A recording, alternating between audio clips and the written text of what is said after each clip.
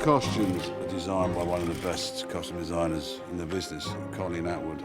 She's a magician. She's got a row of Academy Awards that speaks for itself. I've worked with Colleen many, many times, and she's as important as anybody. Costumes are another character in the movie. Most of the great actors I've worked with, when they put on a costume, they become the character. It helps them find who the character is, helps their performance. Hi, my name's Colleen Atwood. I'm a costume designer in the film industry. It's really one of the great things about working on movies is that you get to, every time, explore a new world. Edward Scissorhands is still one of my favorite movies of all the movies I've done over the years.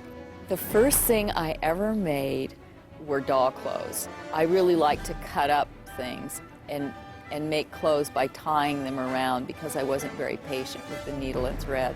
My first lessons for fashion and sewing came from my two grandmothers.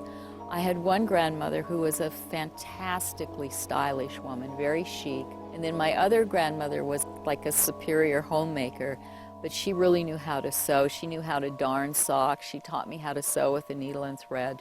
The best advice I could give somebody just starting out in design, whether it's costume design or fashion design, is not to be afraid to teach yourself. You can learn a lot from other people, obviously, but there is something to be said for not being afraid to try to touch it with your own hands and do it yourself. I mean, I've made some really ugly stuff in my life, I can promise you. But still, it's good to know how it happens, and it's important to know what fabric does and let the fabric guide you, I think.